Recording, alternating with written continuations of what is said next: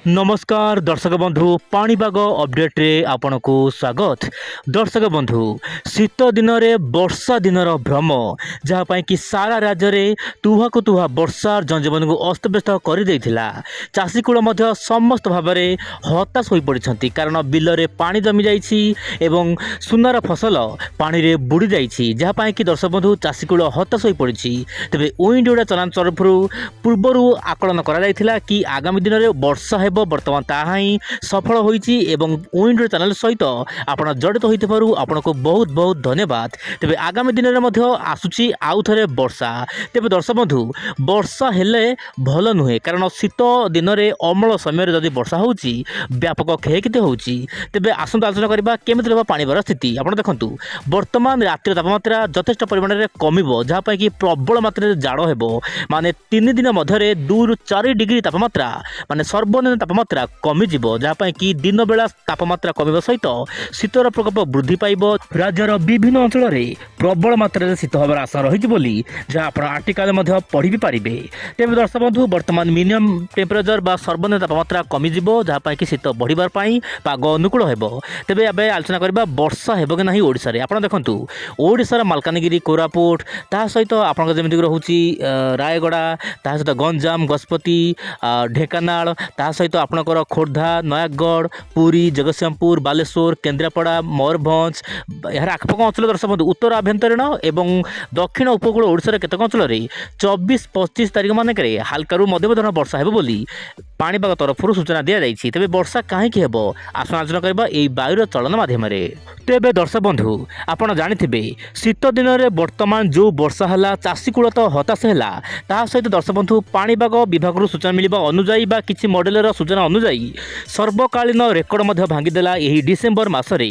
तेबे दर्शक बंधु पाणीपाग विभाग मध्य एही भली सूचना देई नथिला कि प्रबल मात्रा रे वर्षा हेबो स्थाने स्थाने हल्कारु मध्यम वर्षा होई पारे किंतु अत्यधिक भारी वर्षा होई गला ता माने दर्शक बंधु आपण जानतु पाणीपागर एही रूप केबे भी बदली पारे। तेणु दर्शक बंधु आपण प्रत्येक दिन ओइंड ओडा चैनल सहित जड़ित होई रुहंतु आ वीडियो देखंतु। आपण देखंतु वर्तमान परिस्थिति रे आपनकर ऑयल मार्क लो प्रेशर जो रहिथिला ता दुर्बल होई जाइछि एवं लघुचाप परिणत होइछि।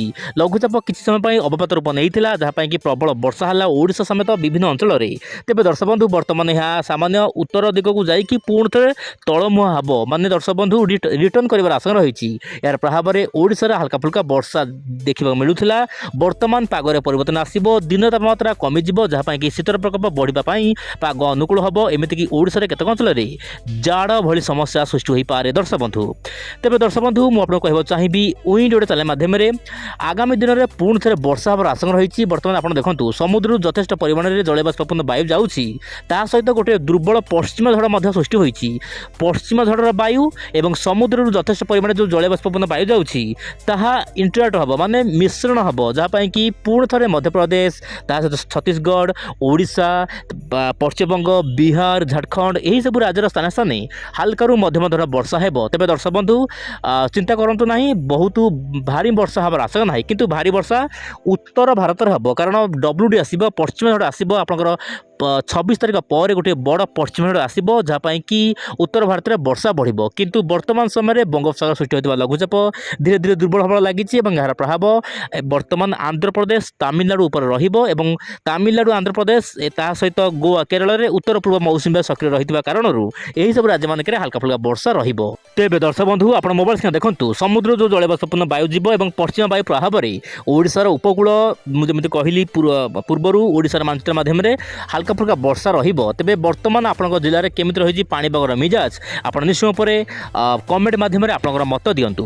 तेबे वर्तमान आलोचना करबा जेपीएस मॉडल रे कोन रही बड़ अपडेट। दर्शक बंधु जेपीएस मॉडल पूर्वर जेमिति कहिथिला कि ओडिशा रे प्रबल वर्षा हेबो ताहा ही वर्तमान देखैला कि ओडिशा रे विभिन्न अंचल वर्षा हला।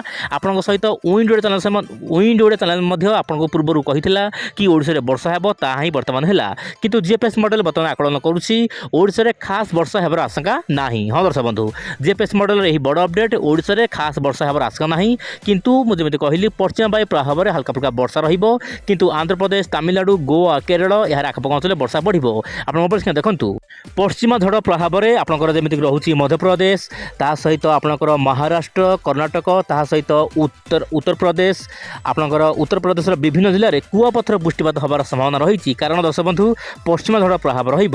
ଏହି ସମୟ ମଧ୍ୟରେ ଆପଣଙ୍କର ଦକ୍ଷିଣ ଆଣ୍ଡାମାନ ସାଗର ଆଖପାଖ ଅଞ୍ଚଳରେ ପୁଣି ଏକ ଘୂର୍ଣ୍ଣିବଳୟ ସୃଷ୍ଟି ହୋଇପାରେ, କିନ୍ତୁ ଘୂର୍ଣ୍ଣିବଳୟ ଅଧିକ ଘନୀଭୂତ ହେବାର ସମ୍ଭାବନା ନାହିଁ। ଏମିତିକି ଲଘୁଚାପ ରୂପ ନେବାର ମଧ୍ୟ ସମ୍ଭାବନା ନାହିଁ ବୋଲି ଜିଏଫଏସ୍ ମଡେଲ ସ୍ପଷ୍ଟ କରିଛି।